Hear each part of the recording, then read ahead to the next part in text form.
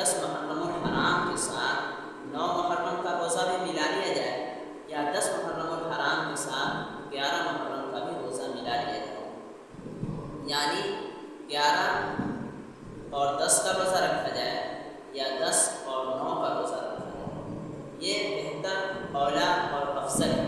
حضور اکرم صلی اللہ علیہ وسلم نے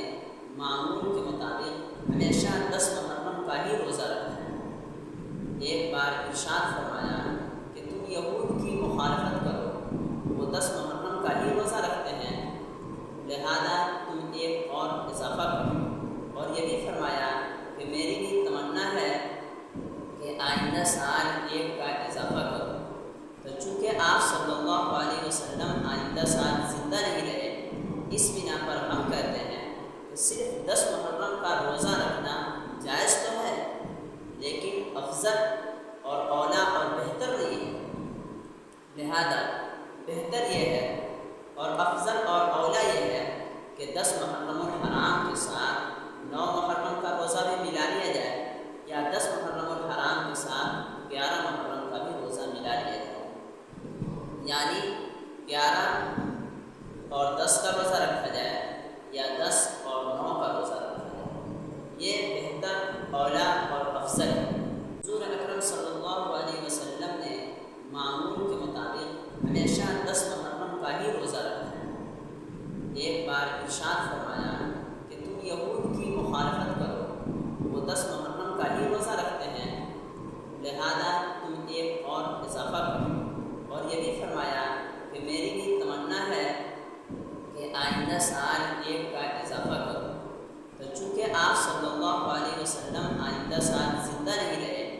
اس بنا پر ہم کہتے ہیں کہ صرف 10 محرم کا روزہ رکھنا جائز تو ہے، لیکن افضل اور اولا اور بہتر نہیں ہے۔ لہذا بہتر یہ ہے اور افضل اور اولا یہ ہے کہ 10 محرم الحرام کے ساتھ 9 محرم کا روزہ بھی ملا لیا جائے، یا 10 محرم الحرام کے ساتھ 11 محرم کا بھی روزہ ملا لیا جائے، یعنی 11 اور 10 کا روزہ رکھا جائے یا 10 اور 9 کا روزہ رکھا جائے، یہ بہتر، اولا اور افضل ہے۔ حضور اکرم صلی اللہ علیہ وسلم نے معمول کے مطابق ہمیشہ 10 محرم کا ہی روزہ رکھا ہے۔ ایک بار ارشاد فرمایا کہ تم یہود کی مخالفت کرو، وہ 10 محرم کا ہی روزہ رکھتے ہیں، لہذا تم ایک اور اضافہ کرو، اور یہ بھی فرمایا کہ میری بھی تمنا ہے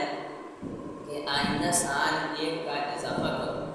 تو چونکہ آپ صلی اللہ علیہ وسلم آئندہ سال زندہ نہیں رہے، اس بنا پر ہم کہتے ہیں کہ صرف 10 محرم کا روزہ رکھنا جائز تو ہے، لیکن افضل اور اولا اور بہتر نہیں ہے۔ لہذا بہتر یہ ہے اور افضل اور اولا یہ ہے کہ 10 محرم الحرام کے ساتھ 9 محرم کا روزہ بھی ملا لیا جائے، یا 10 محرم الحرام کے ساتھ 11 محرم کا بھی روزہ ملا لیا جائے، یعنی 11 اور 10 کا روزہ رکھا جائے یا 10